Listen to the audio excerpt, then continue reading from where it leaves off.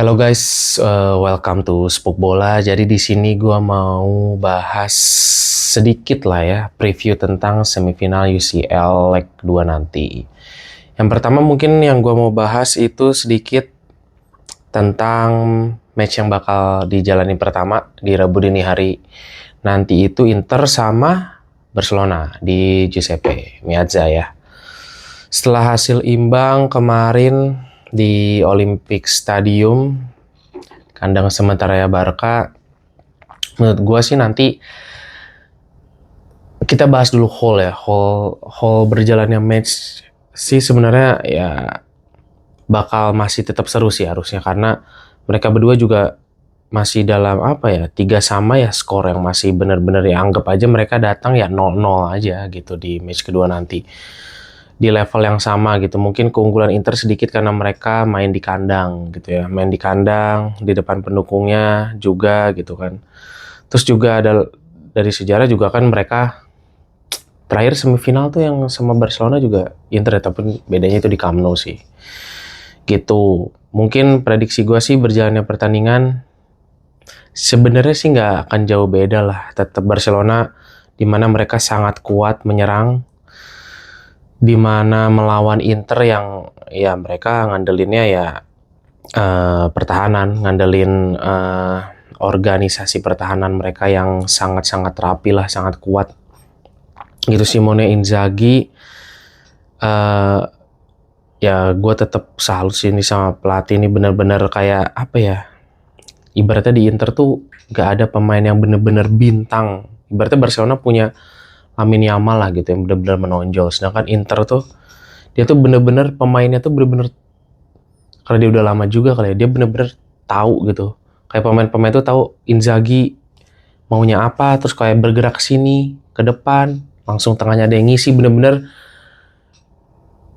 apa ya, maksudnya organisasi dan autopilotnya nih tim tuh, pergerakan-pergerakan the bola tuh gila banget lah gitu, saling backupnya, mereka tuh bener-bener kayak ya kompak aja, udah kayak serdadu pasukan bersama gitu vibes-nya gitu. Jadi menurut gue juga bukan match yang mudah lah buat Barcelona, tapi di sisi lain mereka juga dapat keuntungan sih dengan baliknya Lewandowski.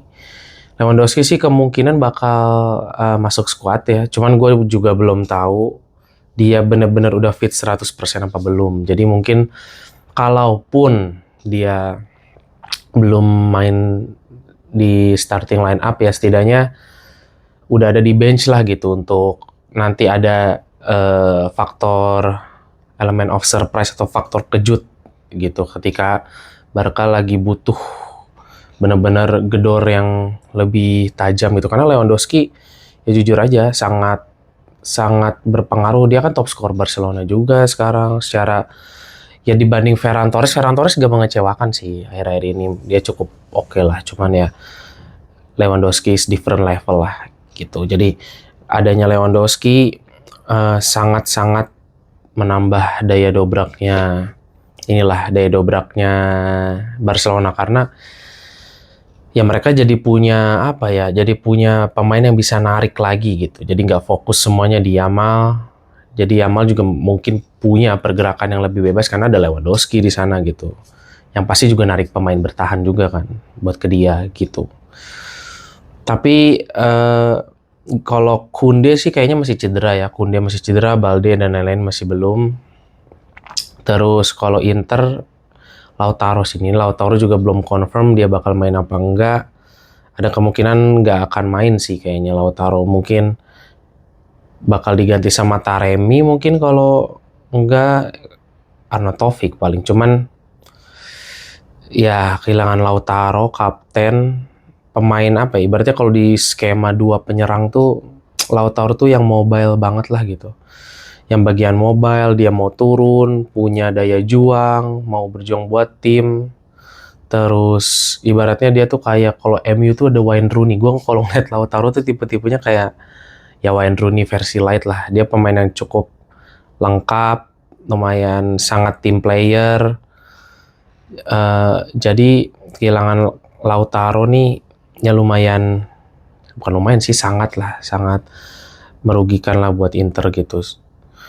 Paling kalau ya gue sih lebih cocok Taremi aja sih. Arnautovic tuh kayaknya kalau di skema dua penyerang, karena Thuram juga tipenya gak semobile itu sih gitu. Jadi mungkin Thuram bakal ditandemin sama Taremi sih kayaknya ya gitu dibanding Arnautovic gitu. Karena mereka profilnya terlalu mirip kayaknya Thuram sama Arnautovic gitu. Jadi paling gitu. Paling yang bisa jadi kelebihan dan kelemahannya sih secara garis besar ya, menurut gue sih Inter bakal ngejar gol cepet sih, bakal ngejar gol cepet kayak kemarin di Barcelona. Terus juga mungkin kita bakal nggak tahu ya, let's see lah, kita bakal melihat kalau dapat gol cepat kita bakal melihat Inter zaman Jose Mourinho dengan parkir trontonnya itu kemarin, karena mereka kemarin di Camp Nou ya mereka gak yang bertahan-bertahan banget karena mereka tahu masih ada leg 2, mereka coba ambil resiko lebih lah gitu, bisa lebih terbuka. Oke, mereka bertahan dalam tapi gak yang numpuk banget sih, mereka masih ngandelin counter, apalagi di babak kedua mereka sama-sama main defensive line tinggi mereka berdua. Jadi menurut gua sih Inter kayaknya bakal ngincer gol cepat, ngincer counter-counter pasti. Barcelona nih PR banget abisnya, menurut gua PR Barcelona nih di pertahanannya, mungkin mereka sangat kuat mampus lah gitu si penyerangan, cuman bertahannya tuh karena mungkin mereka ambil resiko tinggi lah tuh dengan offside trapnya Hansi Flick. Cuman ya tetap aja karena itu sangat berisiko, terus dengan ya bisa dibilang komposisi pemain Barcelona di lini belakang juga bukan yang sangat wow gitu ya. Kalau gue bilang Araujo juga sempat cedera, terus Balde diganti Gerard Martin lagi kayaknya yang main, jadi banyak miss-nya lah gitu, banyak miss-nya, suka mereka kemarin telat turun lah segala macem gitu. Jadi mungkin itu harus jadi PR Barcelona, karena gue yakin Inter bakal ngincer gol cepat ya, kita lihat lah bakal bisa nahan apa enggak Barca. Dan kalau misalnya Inter udah main deep, yaitu masalah counternya nih PR banget gitu Barcelona gitu, apalagi lawan tim-tim kayak Inter yang sangat terorganisir tuh, counternya tuh bener-bener sebenarnya tuh antitesisnya Barca sih permainan Inter. Cuman ya Inter punya PR ya matiin Lamine Yamal gitu, karena nggak mungkin sih kalau mau, mungkin yang paling logis bukan matiin Lamine Yamal, cuman harus setidaknya meminimalisir lah aliran bola ke Lamine Yamal gitu. Paling itu buat Barcelona Inter. Lanjutnya buat PSG Arsenal ya. PSG Arsenal main di sorry main di Paris. PSG punya keunggulan agregat 1-0 kemarin kan, main di Emirates. Arsenal harus kalah. Sebenarnya cukup berbeda sih situasinya. Di sisi lain Barca Inter di Liga mereka ya, walaupun Inter kedua lah ya, masih tertinggal di Napoli, cuman pertandingan terakhir mereka menang, Barca menang. Ini dua-duanya kalah di pertandingan di liganya sebelumnya. Walaupun mereka semua hampir semua mainin lapis kedua kecuali Arsenal. Kemarin Arsenal lawan Bournemouth kalah 1-2 dengan pemain inti sih bisa dibilang. Cuman nggak ada Timber pun itu kayaknya cedera deh. Makanya diganti Ben White gitu. Pemain inti yang biasa mereka mainin kemarin gitu. Odegaard ada di situ, Partey, Rice. Terus paling Merino lah yang nggak ada. Diganti Trossard di tengah. Saka masih, Martinelli. Jadi terus kalah gitu. Jadi gue nggak tahu sih Arsenal ini, nggak tahu akhir-akhir ini juga lumayan tidak meyakinkan sih gitu. Kayaknya 5 pertandingan terakhir juga mereka nggak menang, kayaknya kemarin aja yang lawan Madrid, kayaknya di Liga mereka juga belum menang-menang lagi gitu kan. Terus lawan PSG kemarin kalah. Jadi secara situasi sih mereka lagi sangat tidak ideal lah. Itu Arsenal mereka harus ngejar ketertinggalan, tapi mereka punya kabar segarnya Thomas Partey udah balik dari akumulasi kartu. Cuman Timber gak tau nih, belum confirm, tapi it's okay lah, masih ada Ben White di sana yang biasa juga emang bek kanan juga biasa di sana. gitu. Apalagi dia sama Saka juga kayaknya lebih connect lah. Odegaard, Saka sama Ben White lah. Mereka kan lebih lama lah pernah main di sisi kanan bareng kan semua. Jadi mereka punya keunggulan ya Partey. Partey masuk lagi as a DMF. Rice bakal balik lagi ke box to box.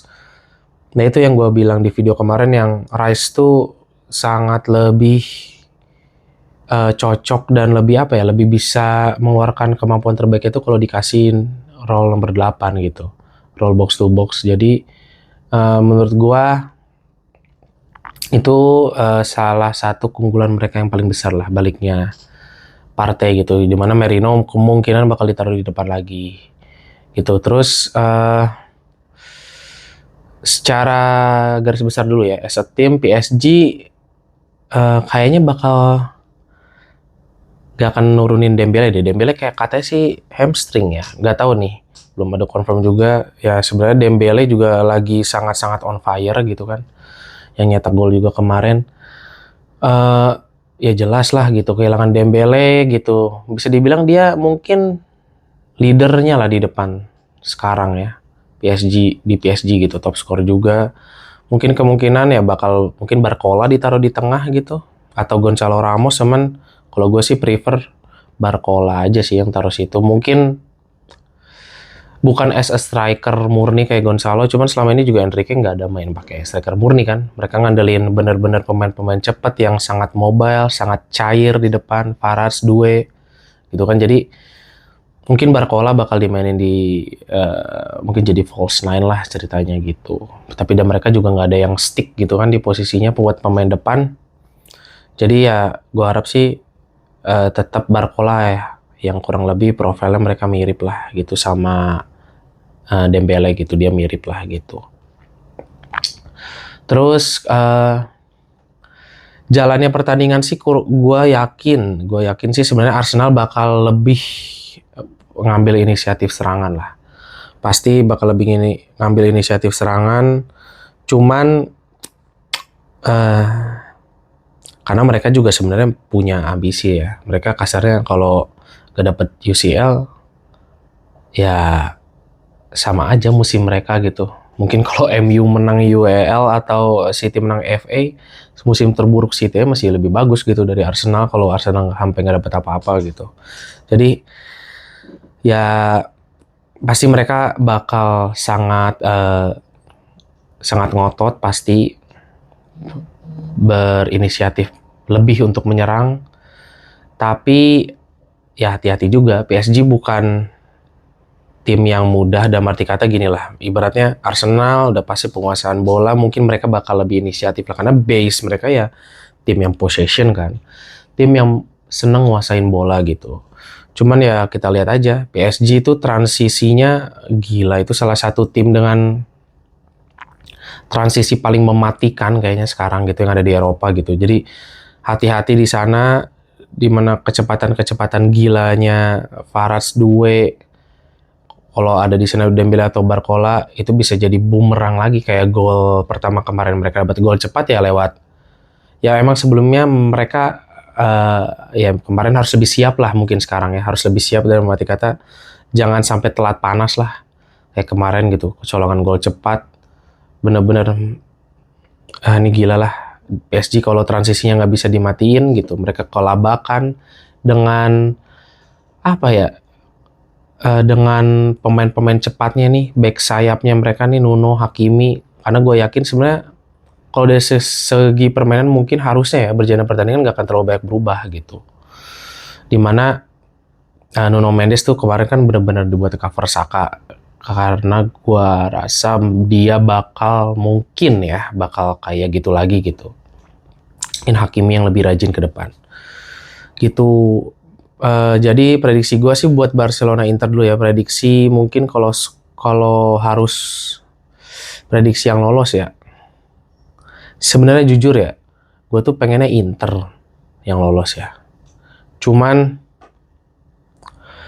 ya gue harap sih Inter yang lolos. Cuman kalau kita harus lihat di atas kertas, kehilangan Lautaro ini sangat berpengaruh, dan Lewandowski sih. Ada Lewandowski, Lamine Yamal lagi ngeri. Mungkin bisa Barcelona lah yang final gitu. Walaupun gua harap, semoga gua salah ya. Gua harap Inter sih, cuman kalau dilihat dari situasinya, kayaknya Barcelona lebih punya peluang loh buat lolos final. Lalu buat PSG Arsenal, gue sih tetap masih megang PSG sih, karena gue bener-bener sangat terhibur, gue sangat suka tipe permainan PSG yang mereka bisa menguasain bola, mereka tahu cara mainin tempo, terutama pemain-pemain tengahnya ya. Tapi begitu mereka dapat peluang transisi, itu gila. Itu pemain-pemainnya udah kayak roket-roket petasan yang meluncur gila. Itu bener-bener ngebut-ngebut. Jadi gue harap, dan gue jujur gue lebih entertain sama permainan PSG gitu. Karena gue lebih suka permainan yang direct, cepat gitu. Jadi ya di atas kertas gue tetap masih ngunggulin PSG gitu, walaupun gak ada Dembele ya. Tapi gue harap ya Dembele minimal adalah nanti babak-babak kedua gitu, dan dia bisa masuk ke bench lah gitu kalau dibutuhkan. Paling gitu aja prediksi buat UCL semifinal leg 2 nanti. Paling balik lagi nanti ya di review match. Thank you semua, bye.